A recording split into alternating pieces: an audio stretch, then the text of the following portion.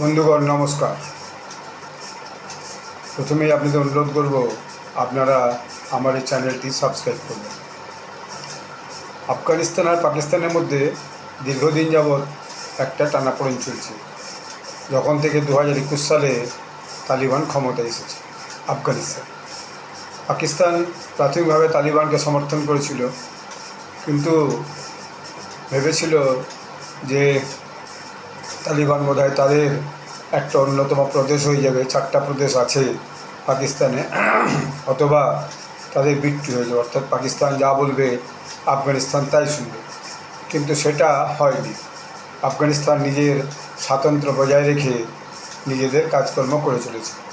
এই কিছুদিন আগেই পাকিস্তানের সঙ্গে আফগানিস্তানের ডুরান্ড লাইন বর্ডারে একটা বেশ ভালো রকম যুদ্ধ হয়ে গেছে বর্ডার দখলকে কেন্দ্র করে।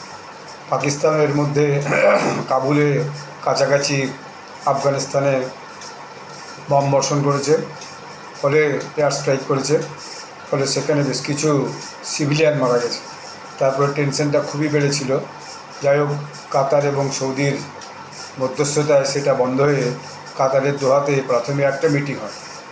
সেই মিটিংয়ে কিছু পয়েন্ট দুপক্ষ আলোচনা করে, তারপর সেটা সেখানে থেমে যায় এবং সিজ ফায়ার হয়, দুই দেশ কেউ যুদ্ধ করবে না। তারপর এখন গত শনিবার ইস্তাম্বুলে, তুর্কির ইস্তাম্বুলে আবার একটা মিটিং হয়েছে।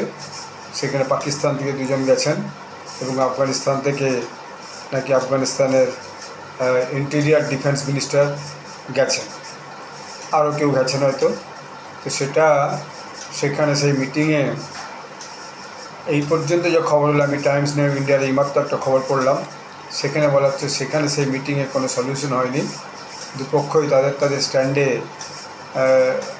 হয়ে আছে, মানে দাঁড়িয়ে আছে, ফলে কোনো সমাধান হয়নি। পাকিস্তান দোষারোপ করেছে যে তালিবানের যে দাবি, সেই দাবিগুলো ইললজিক্যাল। তালিবানও সেটাকে অ্যাকসেপ্ট করেনি। ক্রস বর্ডার মিলিটেন্সিতে যাতে উৎসাহ না দেওয়া হয়, পাকিস্তান সেটা অনুরোধ করেছে। তালিবান বলেছে ওখানকার কোনো টেররিস্ট আফগানিস্তানের মাটিতে থাকে না। এরকম একটা বিষয় হয়ে দেখা গেল যে দুই দেশের মধ্যে যে স্থায়ী একটা শান্তি চুক্তি ডুরান্ড লাইন বর্ডারে, সেটা কিন্তু হয়নি। তো আবার আগামী দিনে বুঝতে পারা যাবে এইভাবে সত্যিকার শান্তি প্রস্তাবটা দুপক্ষ ঠিক করে মেনে নিল না আবার যুদ্ধ শুরু। ধন্যবাদ।